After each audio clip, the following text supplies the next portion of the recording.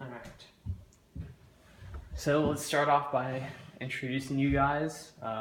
What's your names and relations to me? Just go. No, we do. No. There's no way you're going to do this in one take. Okay, ask the question again. All right. Let's just start off by saying your names and relations to me. Who are you? Michael Franklin Harris, I'm your father. Susan Ann Harris, I'm your mother. All right. So where did our family come from? Where did your half of the family come from? Well, I guess my half of the family came from two different locations. My father was born in New Orleans, Louisiana, and grew up in Louisiana his entire life. His parents, his father, which would be my grandfather, was also born in Louisiana. I'm not quite sure where, but he was born in 1901, which I always thought was kind of interesting that he was kind of there at the turn of the century. My grandmother on my father's side was born in Hazelhurst, Mississippi, and she was probably a few years younger than my grandfather, so she was probably born around 1906, 1907.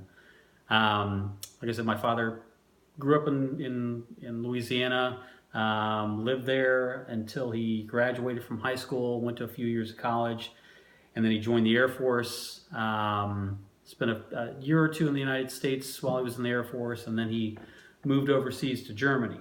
I'll kind of switch from there to my mother.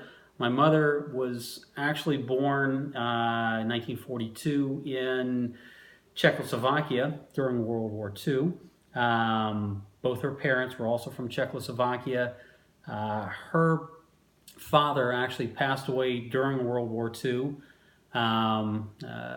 As best we can tell, he was probably, I don't know if it was part of a concentration camp, but it was something along that line where he ended up dying during the war. So it was kind of a tragic thing.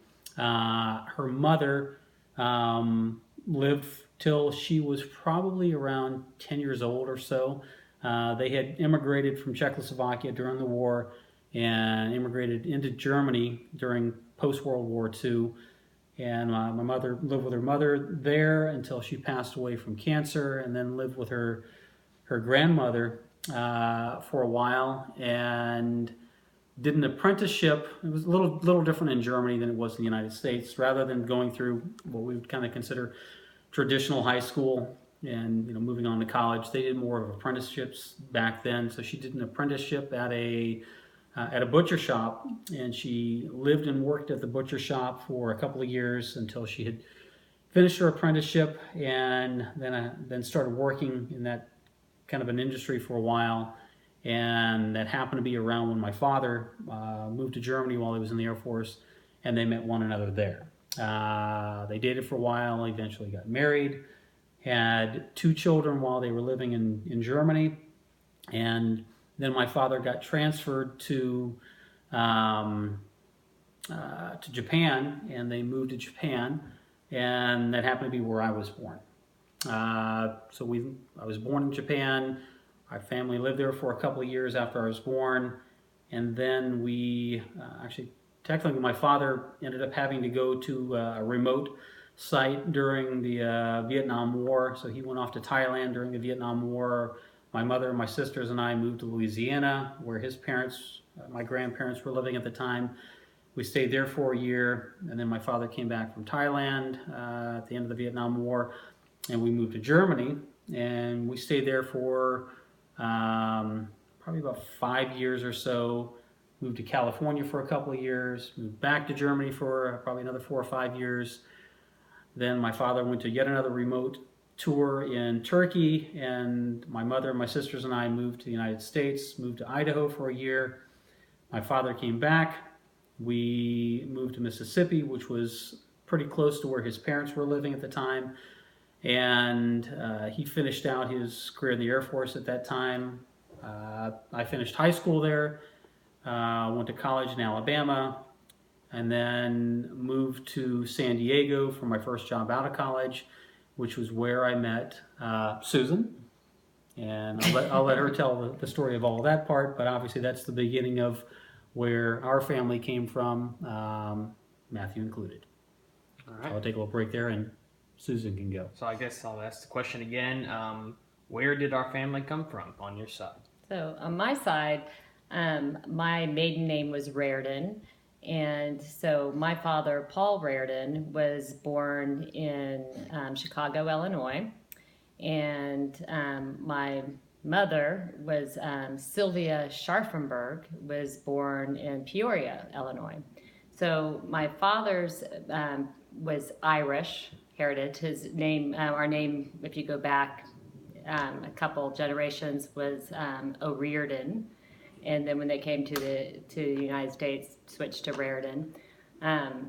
So my dad's father was a Methodist minister, and he would in Chicago. It was during all the food lines, and he would actually go out and preach and feed the bread. He would feed bread to the all of the poor, and helped a lot of the poor back in the Depression. So then, anyways, so my dad actually, and my dad's family grew up mostly in Illinois. They ended up moving to, I don't even know where they moved around so much. So switch over to my mom's side. My mother's family, her maiden name was Scharfenberg, so she was German. So I was Irish and German. And her mother and father were not from Germany. Their grandparents were from Germany. There is a town in Germany named Schaffenburg after my mom's side of the family. But my grandfather was actually born in 1900. So, and he was a big salesman. And my mom tells the story, when they were growing up, everybody loved to come to their house because they were the first one on the block with an actual TV. So, and then I guess my mom moved to San Antonio, where she ended up going to high school there. And my dad went to Penn State, was in the military. He was an officer in the Air Force, and moved to San Antonio after college. And that's where they met, and where my family started. All right. So, how many generations can you trace back your parents? I guess you guys have talked about really your grandparents, and that's it. Can you Yeah, guys that's trace- pretty much, I have no knowledge of anyone earlier than my grandparents. And do you remember their names or? Sure. My grandfather was William Harris, and my grandmother, her maiden name was Alice Tillman, but then she became Alice Harris, of course. What's interesting is I knew them growing up. I knew them until I was actually, I guess my grandfather passed away when I was a senior in high school. So I knew him, pretty well growing up, even though we've moved around a lot. The last 4 or 5 years of his life, I was living relatively close to him, so I got to know him pretty well. My grandmother, I knew her pretty well as well. But since my grandparents on my mother's side, they both died either during World War II or shortly after. I didn't know them, and to be honest with you, I don't even know. Actually, my grandfather on my mother's side, his name was Joseph. Their last name was Appel, A-P-P-L, which sounds like an apple, but it really isn't. Apple. Yeah, it doesn't mean apple, like an apple in English. So his name was Joseph. I don't know my grandmother's name on my mother's side. Have you ever heard that? No. So I don't know that. But she was from Czechoslovakia. Well, they were both from Czechoslovakia. Right, so yeah. that's one more deep, right, Yeah. than just your grandparents. That's your No, that is my grand. This is grandparents. That is my That would grandparents. be his great grandparents otherwise. yeah. Yeah. So no, I actually don't even know her name, which sounds a little sad, but it is true. I guess I'll have to find that out. And I guess what about you, Mom? So, what's the question again? How far back in history do you know your family lineage? Well, I was similar. All my grandparents, except for my mother's father, passed away when I was a senior in high school, and my all other grandparents on my dad's parents and my mom's mother died before I was 5. So I have some memories, but Yeah. I don't really remember them too much as far as that goes. And I never knew any of my great grandparents at all. So I guess we've already talked a little bit about how your father was a veteran, but you want to talk a little bit more about like what he actually did in the military? Yeah, well, I guess it's somewhat interesting. I think he started off in, I guess it was the Air Force's equivalent of their Secret Service, and I don't know exactly what it was called back in the 1960s, but he was in security in the Air Force for a few years, and that was what he originally trained for. The problem for him was that he moved to Germany, which was in itself was fine, but then he started dating my mother, who happened to be originally from Czechoslovakia and was a German national. And I think those two things in combination were kind of no-nos as far as the Air Force security was concerned. And I think they sort of gave him an ultimatum that he had to choose one or the other. He couldn't do both. And he ended up deciding to, move away from the security portion of the Air Force and do something else. So he was kind of in limbo for a little while, and I think he was technically a cook for about a year or so in the Air Force while they were trying to figure out what type of training to send him to. And they eventually sent him into what they called communications, which was sort of a technical position in electronics and communication systems. So he learned, went through schooling for a number of years and learned a lot about electronics and communication systems and the various types of communication systems that the Air Force employed, and became an expert in that. And it sort of became his specialty, which was troubleshooting communication systems, which he ended up spending a lot of time away from our family simply because he would get sent to one place that was sort of a remote area for a month and help troubleshoot issues that they were having there, and he would come home for a little while and he would go somewhere else for a few more months and then come back, and he became somewhat of a specialist in troubleshooting things like that. He spent a lot of time in Turkey without us there, simply because there was a lot of American military communications installations there. This is during the Cold War, trying to probably keep tabs on Russia and things like that. So that was primarily what he did, and he continued to do the communications work from probably his mid-20s all the way to when he retired from the Air Force in his early 40s. All right. And then, Mom, your dad was in the Air Force as well, right? He was in the ROTC during college at Penn State. And then he did 3 years in the Air Force as an officer. And initially he wanted to be a pilot, but he had he needed corrective vision. So back then, if you had to have perfect vision, so they put everybody. He ended up being a navigator, is what his role was. So he just spent 3 years in San Antonio, Texas, where he met my mom, and he got out after that. It wasn't a career for him. Right. Okay. And then, I guess, do we have any other veterans in our family? I know Uncle Jeff he was from the Air Force, right? Yeah, my oldest sister's husband was in the Air Force. He was in the Air Force for probably about 20 years as well. So actually, it was interesting. She met him when we were living on an Air Force base in Idaho. We were there for about a year, and she met him when they were in high school. And then we ended up leaving and moving to Mississippi, and he left Idaho and moved to Wisconsin, and they continued to sort of date long distance. And then after they both graduated from high school, he came and lived with us or in our town for a while, and they eventually got married. He joined the Air Force and spent about 20 years there, most of which was in Alaska, which is where they still live. And then my Uncle Rick was also in the Air Force as well. Was he a pilot, or was he a navigator, or what did he do?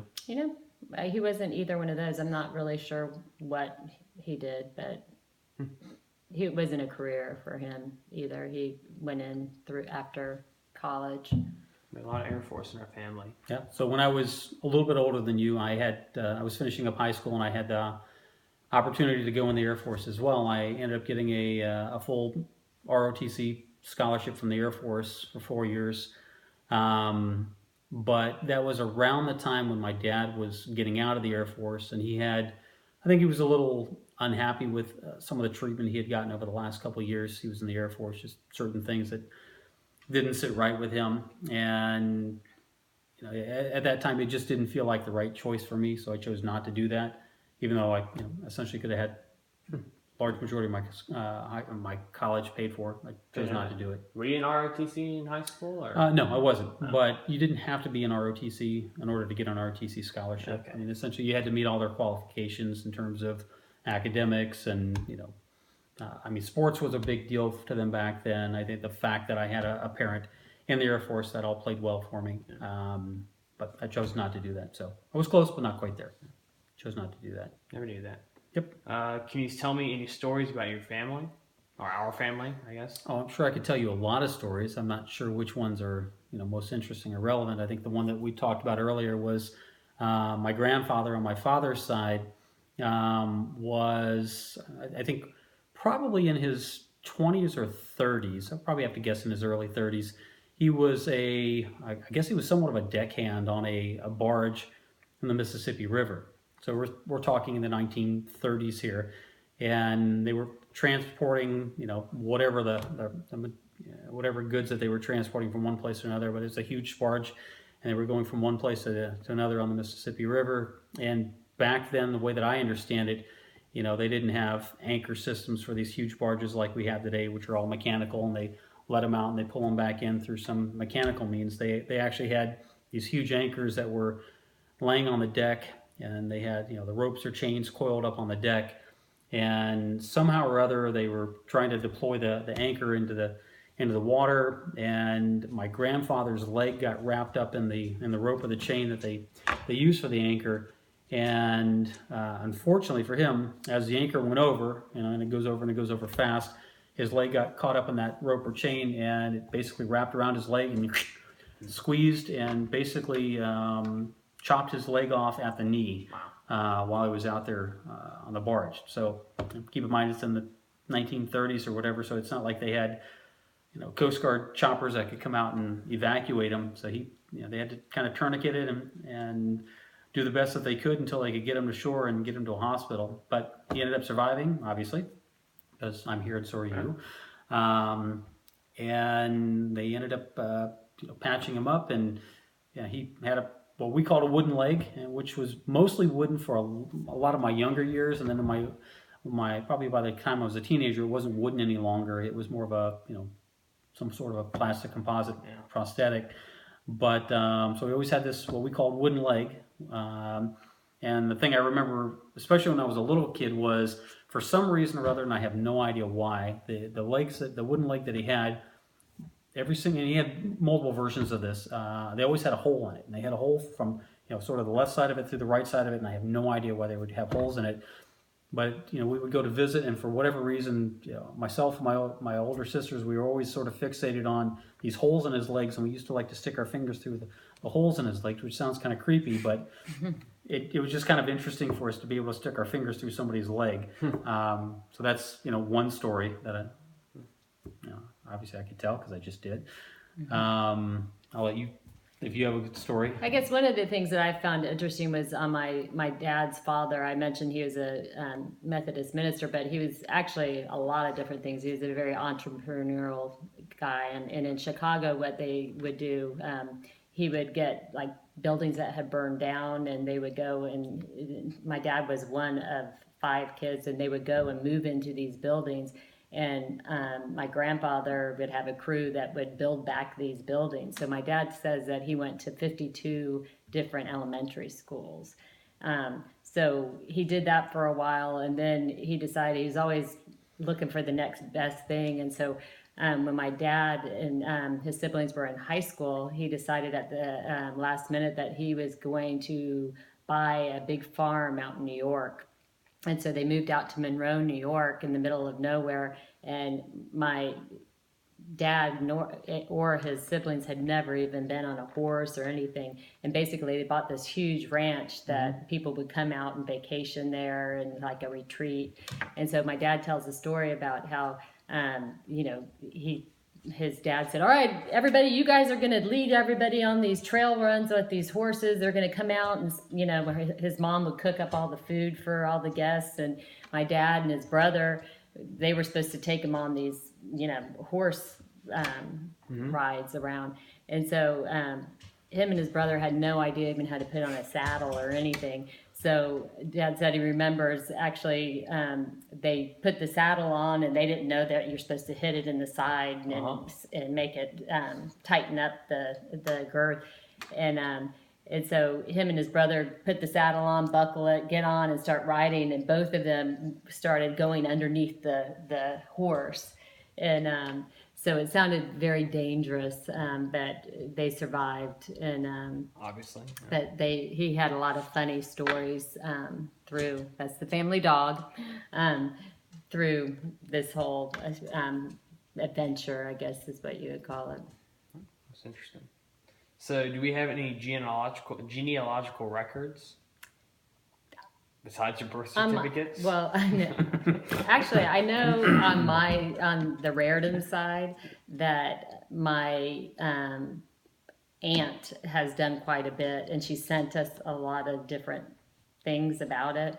And then one of my sisters actually has done some research, but I haven't really studied them to know the details on them, but we've done some minimal things on my side of the family.